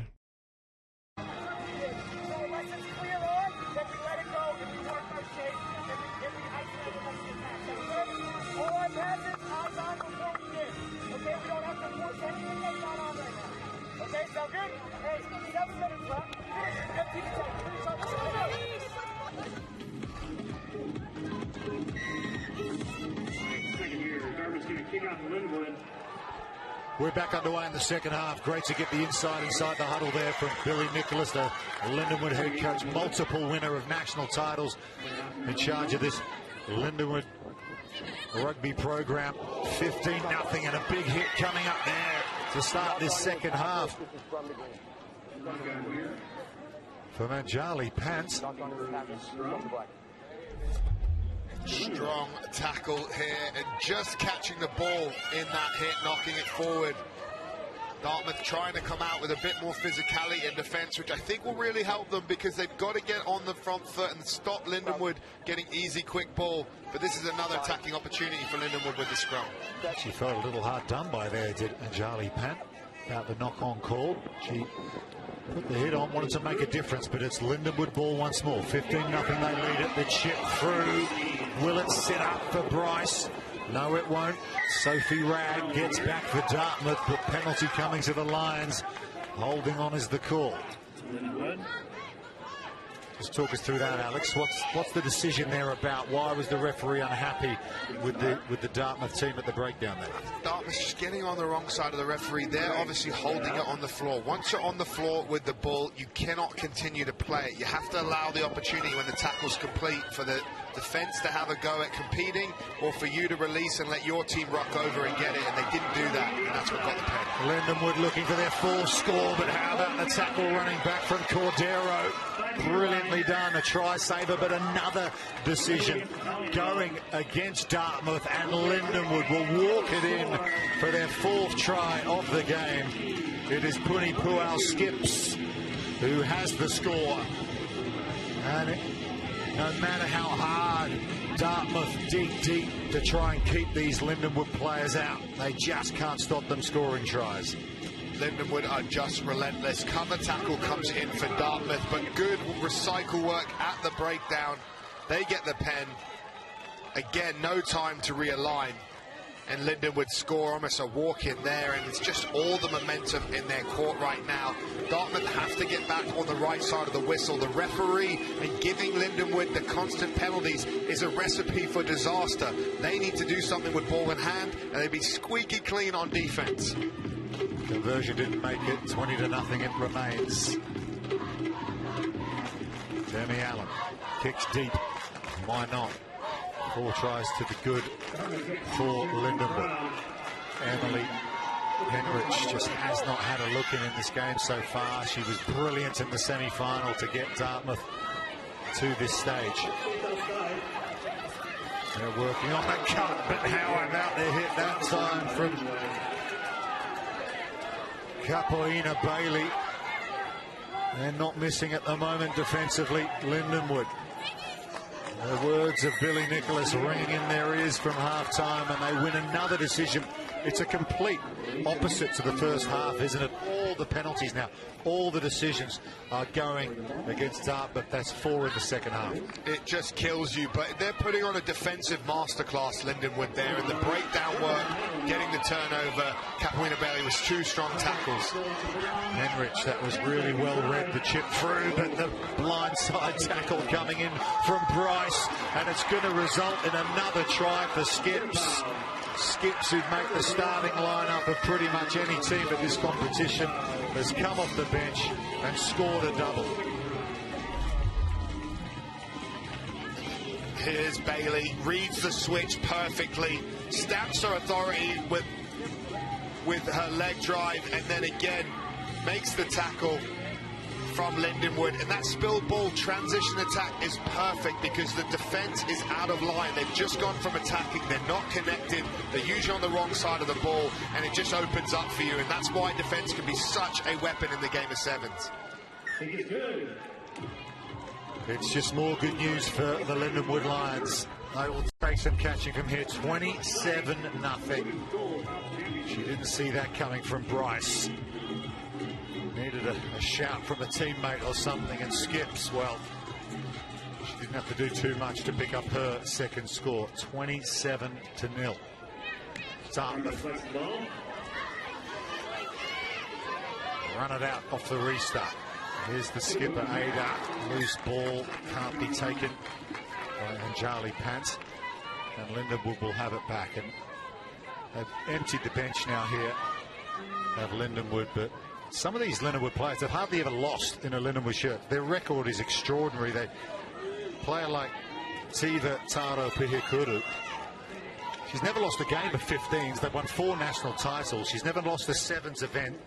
On course for 4 straight national sevens titles here. It is just an extraordinary record.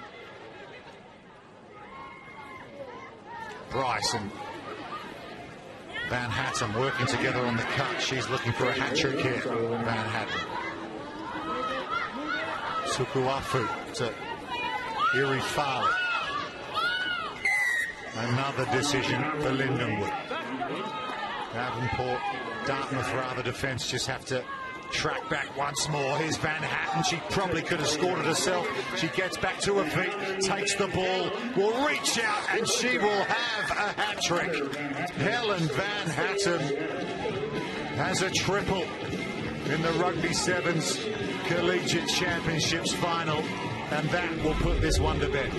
She just knows where the try line is, and look at the way she stays in the game, gets the pass away, doesn't fall down, back in contention behind the ball to be an attacker again, gets the offload, and that's really the work as a coach you're looking at. Who's working hard off their feet, back in the game to try and make something happen, and she consistently gets rewarded with try after try in this competition. Well, it was 31-0 yesterday between these two. And it's 32-0 in the final with 20 seconds to go. A bridge too far for Dartmouth. Of course, we reflect on the way the draw opened up for Lindenwood. Army beat Life University in their opening game yesterday, which turned the draw on its head, which meant Lindenwood met Life in the semi-final a little earlier on this afternoon. So Lindenwood going to be celebrating once more. There's the final whistle. The Lions have done it again. They have gone 4 straight national sevens titles. They are the best of the very best. Women's Gold Cup champions once again. Really well deserved winners. They have been the form team in this tournament. Teams have occasionally come close to them for little bits, but they've just responded with levels of intensity. So many big players, so well coached as well. It's not just the recruitment, the coaching there, the detail. They are the most complete sevens outfit in the Women's Gold Cup. 4 national titles in 15s, 4 national titles in sevens. Lindenwood are the preeminent rugby university in the country. We'll take a break. Back soon. One more time.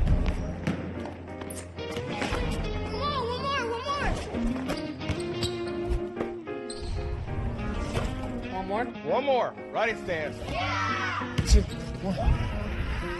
One more, man. Oh, man. All right, little brother.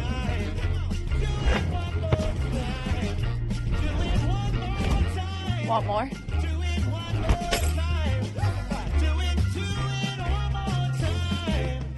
If you're unable to move easily or be your best, we know how you feel. We understand the disruption it causes in your daily life, and we want to help you get better. At Peachtree Orthopedics, we specialize in getting you there faster. We've been helping Atlantans feel better faster for over 65 years. With 8 convenient locations, 34 leading physicians specializing in every body part, and same-day and Saturday appointments, you'll be enjoying life in no time. Come in today and let us help you feel better faster. May I have your attention, please? 1, 2, let you on. I'm inviting all of you to the biggest party in music. The Billboard Music Awards. Okay, I got some great news. They're all performing live from Las Vegas. And you know there ain't no party like a Diddy party. Let's go! The Billboard Music Awards, live tonight on NBC. And the countdown begins 6:30 Eastern, live from E!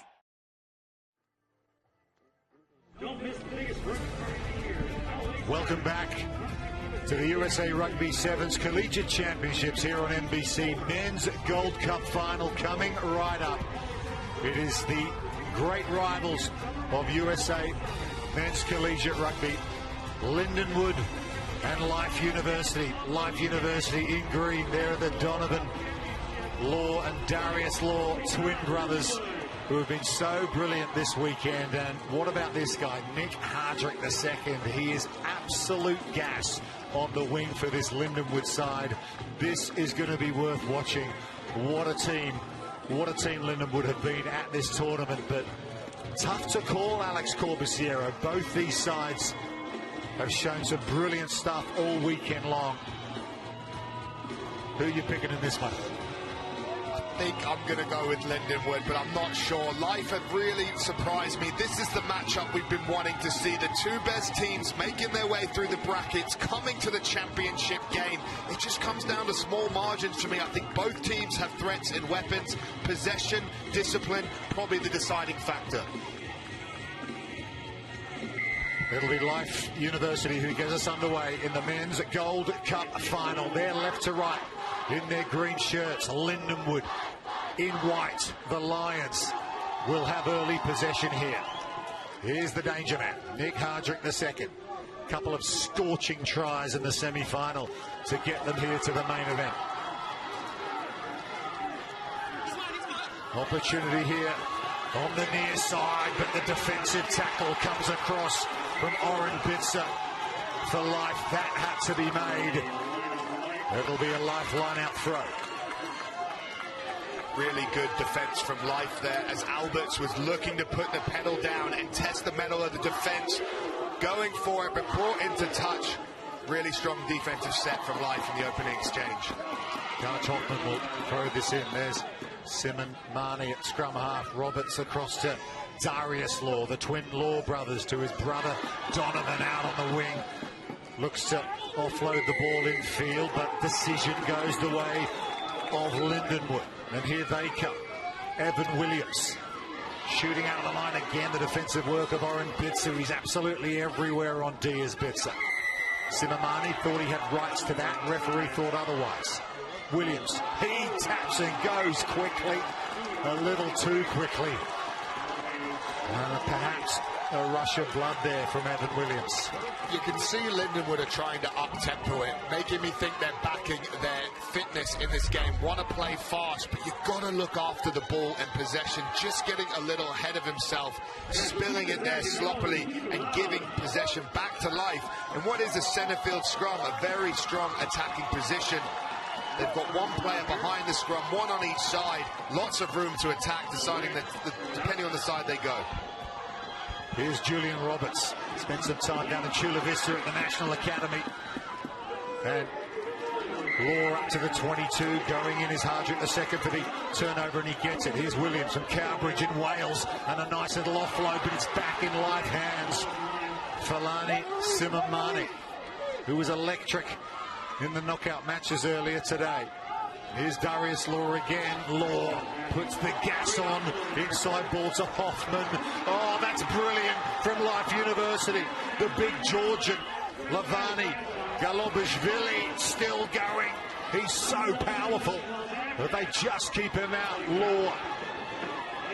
Bitzer flings it across. Simamani on an angled run. Another pass might do it. Roberts dishes it off. Back to Simamani, and he just gets it down. Oh, Life University, they've got some game.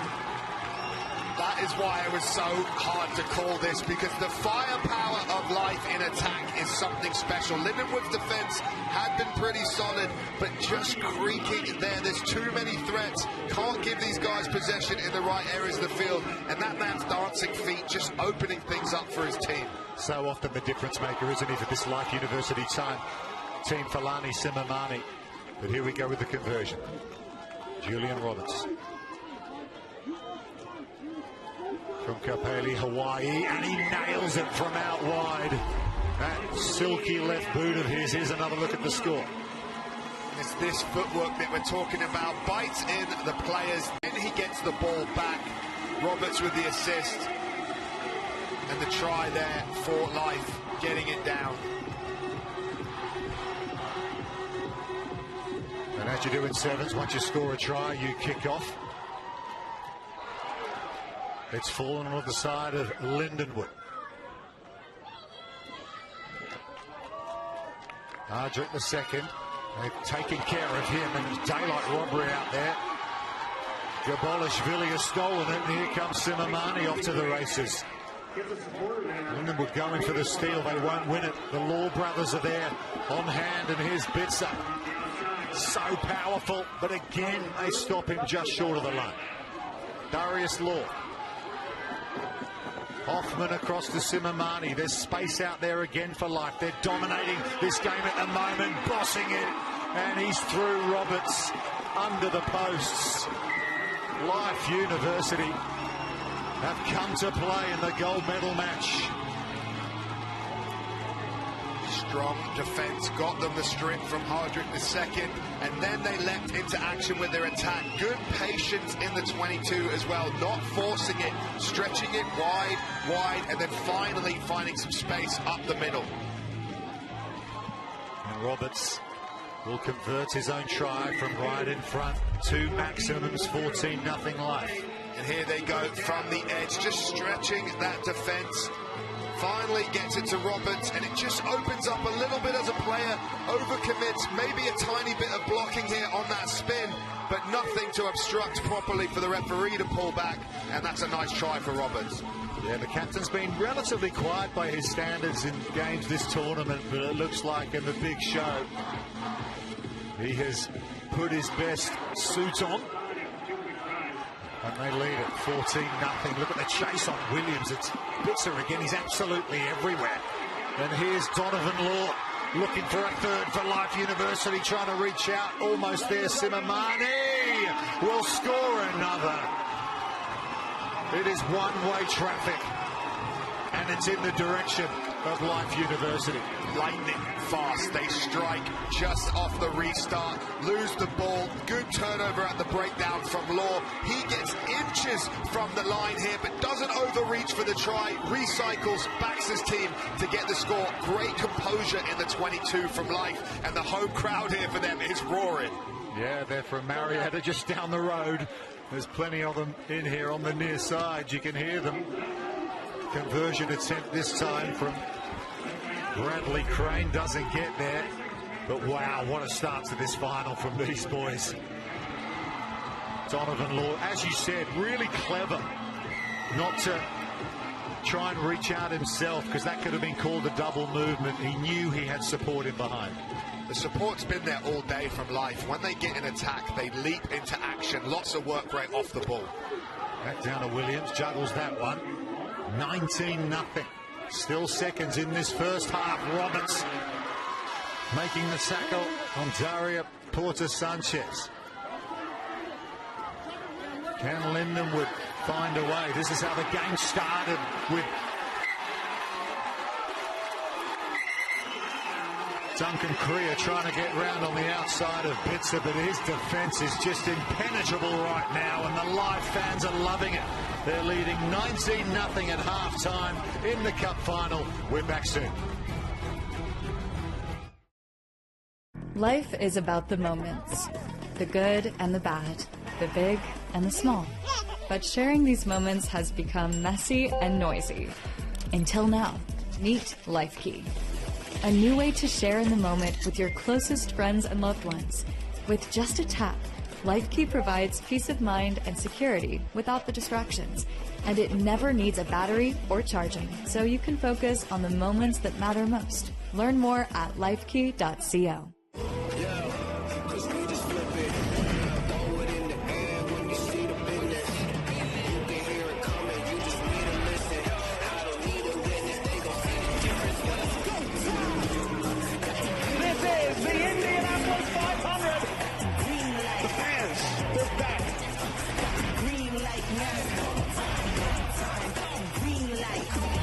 The Indy 500, Sunday, May 29th on NBC.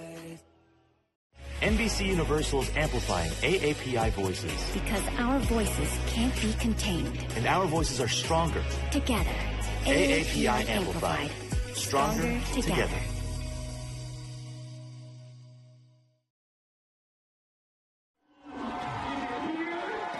The The men from Marietta Life University are leading Lindenwood 19-0 in the men's Gold Cup final. Plenty of support for the locals. It's effectively a home game for them. And their captain, Julian Roberts, there. He's been outstanding for them. 7 minutes into this final. Alex Corbisiero alongside Rupert Cox with you. Alex, what Lindenwood have to do in the second half to try and find a way back? They've been shell-shocked, and the big thing has been the defensive pressure of Life, forcing turnovers, keeping the game in Lindenwood's half. Life need to hold on to the ball down here and find a way to stress. Lindenwood, need to hold the ball to find a way to stress Life down in the centre of the field. But it's the men in green. This man Simamani, who's been excellent. 2 tries for him in the first half.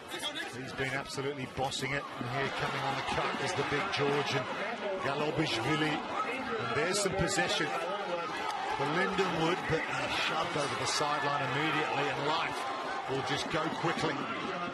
No sweeper in behind for Lindenwood.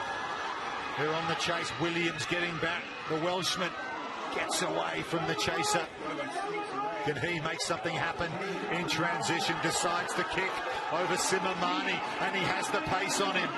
Here he comes. There's Williams. It sets up really nice for him, but he's put over the sideline by the chasing Darius Law. That is effort on effort in a final. That looked a try for all money for Williams. That just sums up this performance from Life for me. The work in defence that they've been doing has just been outrageous. These Law brothers have made some important cover tackles, but none more important than that, because that could have been a door opening for Lindenwood back into this final, but he shuts it with a big hit into touch. It's hard to overestimate how difficult it is. 6th game of the weekend. They've been emptying in every game, these guys, and just to put that kind of effort in down the stretch, that's what it means to them. That's why they want to win against their big rivals. Simamani again. Law, Darius with his twin brother Donovan next to him. Heavy contact between him and Carl Liebenberg, the South African. There's Roberts, who's really stood up for Life in this final. Loose ball goes backwards, everything going Life's way at the moment. Loose ball, but Liebenberg can't quite get there in time. He's trying to shove Simamani over the end line, and he does so. Be a bit careful there with players landing on their shoulders and heads. And Liebenberg, double whistle here. There's no TMO at this tournament, so they can't have a second look, but there will be changes.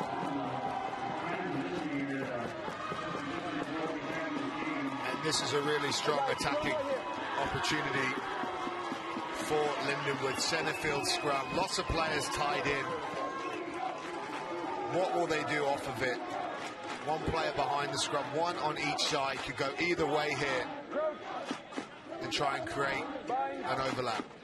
Stefan Alberts right behind this scrum. Liebenberg to the right. Here is Alberts. He steps off his right foot in the direction of Hardrick the second. Good feet from Hardrick the second, and there he goes. That's what we've been waiting for. Nick Hardrick the second.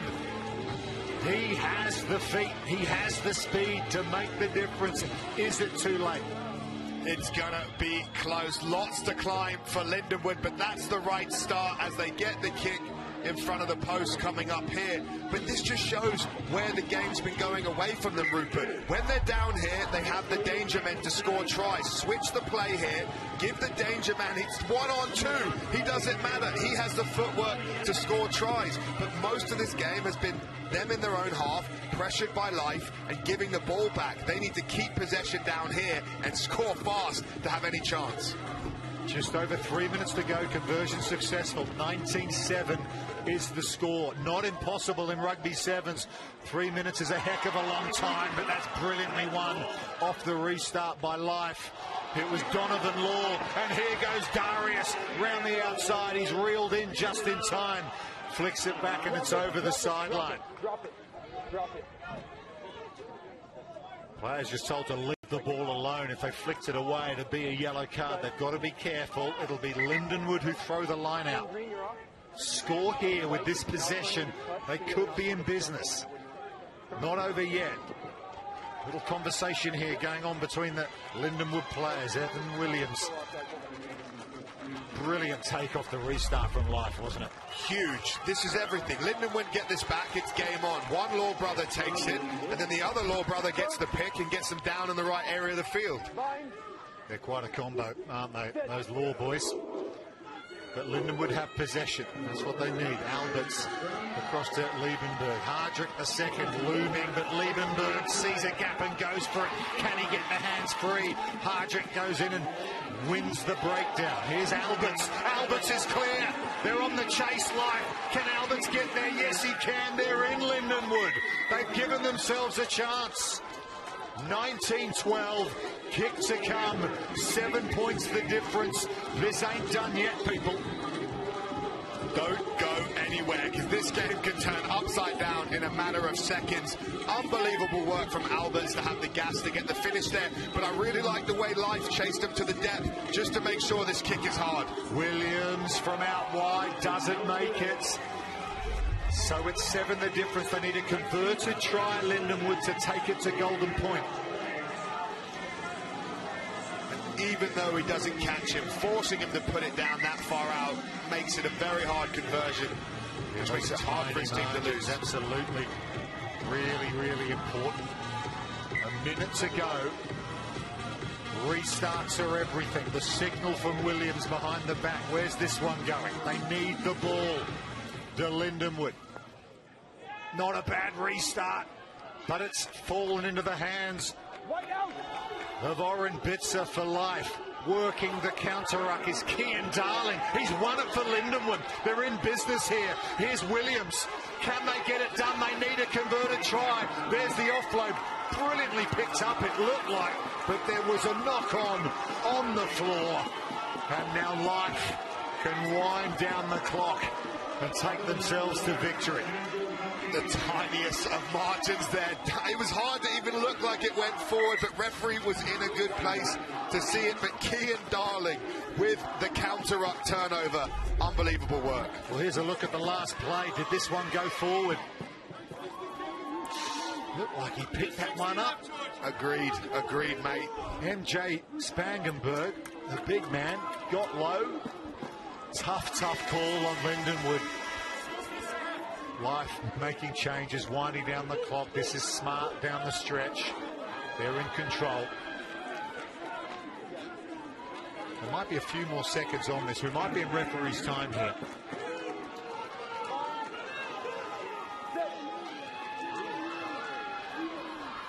Life to Roberts. Roberts, referee, said there's still a minute to play here. Even though the clock's run down to 0, we're in referee's time. Big hit coming in.